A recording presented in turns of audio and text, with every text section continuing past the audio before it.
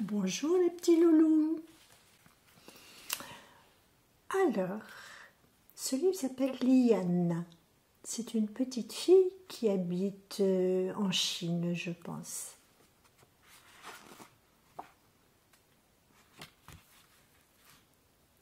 Ça, c'est une fleur de lotus.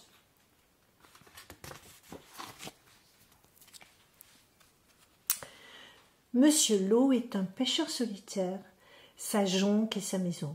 Il est triste cette année, le poisson est rare. Il passe ses journées à attendre. Il n'a pas de poisson. Là, c'est une jonque. La jonque, c'est un bateau sur lequel des gens de Chine, du Japon habitent. Ils habitent dessus. Ils mangent, ils dorment, c'est comme leur maison, mais c'est une maison sur l'eau, ça s'appelle une jonque.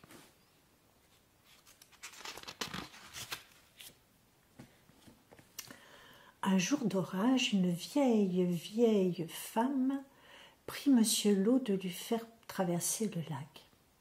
Ah, bien sûr, Monsieur Lo lui fait traverser le lac. Une fois sur l'autre rive, elle lui dit « Merci, pêcheur. Voici quelques graines qui te porteront bonheur, car elles viennent de la gueule d'un dragon. »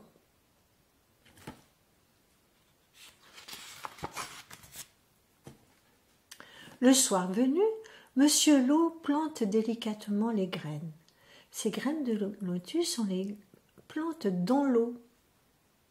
Presque aussitôt, un champ de lotus se met à pousser.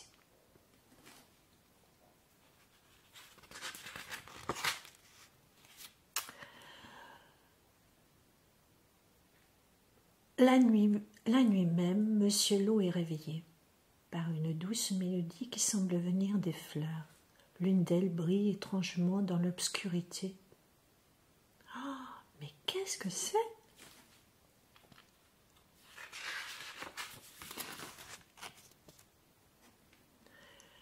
Liane, Liane, chante le lotus, et soudain ses pétales s'ouvrent, découvrant une petite fille. Elle se réveille et se met à virevolter dans les airs.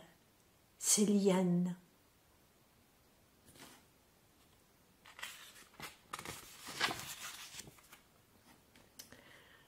Change, dit Liane en touchant la jonque de Monsieur Lo du bout de son lotus magique, et la jonque se transforme en un magnifique bateau laqué rouge.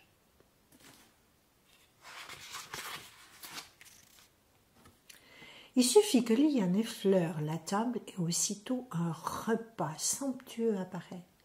Elle effleure Monsieur Lo et ses vêtements de coton deviennent de superbes habits de soie aussi beaux que celui de l'empereur.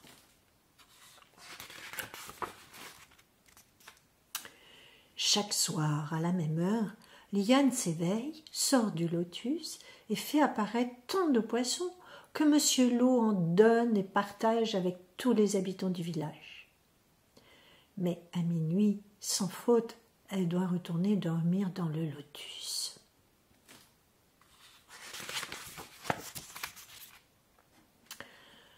La nouvelle du bonheur de Monsieur Lo file comme le vent, c'est-à-dire que la nouvelle se répand dans toute la région. La nouvelle arrive aux oreilles de Tan, la fille du préfet. « Qu'on m'amène cette Liane, je la veux !» déclare-t-elle. Aussitôt, les gardes du préfet partent sur le champ à sa recherche. Mais Monsieur Lo refuse de dire où se trouve Liane. Alors les gardes se déchaînent. Ils mettent le feu au bateau, saccagent le champ de lotus et font prisonnier Monsieur Lo. À son réveil, Liane est seule au milieu du désastre, mais elle sait qui elle est trouvée. Elle va voir la vieille femme au sommet de la montagne. La vieille femme lui dit « L'injustice, la cupidité et la cruauté ne triompheront pas. Sèche tes larmes, va et sauve Monsieur Lo. » La vieille femme lui explique que la méchanceté et la cruauté ne gagneront pas et qu'ils vont être punis les méchants.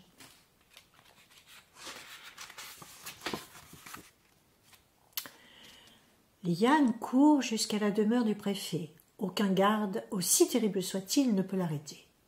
« Tu veux libérer Monsieur Lot ?» dit le préfet. « C'est très simple. Prends ton lotus magique et transforme tout ce qui est ici en or. »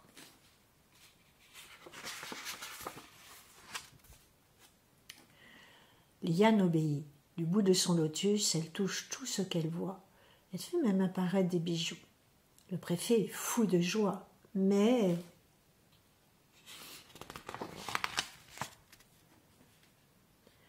pour sa fille, Tan, ce n'est pas suffisant. Elle tend la main pour s'emparer du lotus magique. « Non !» crie Liane. « N'y touche pas !» Mais c'est trop tard. À peine Tan a-t-elle effleuré le lotus qu'elle se change en or et devient aussi immobile qu'une statue. « Ma fille !» s'écrie le préfet. « Liane, je t'en supplie, rends-moi ma fille. » « C'est impossible, dit Liane tristement. Tan a touché le lotus, le charme est rompu.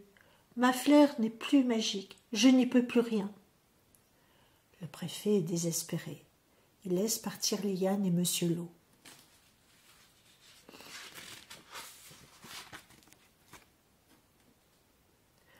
Adieu magie, adieu vêtements de soie, adieu panier rempli de poissons.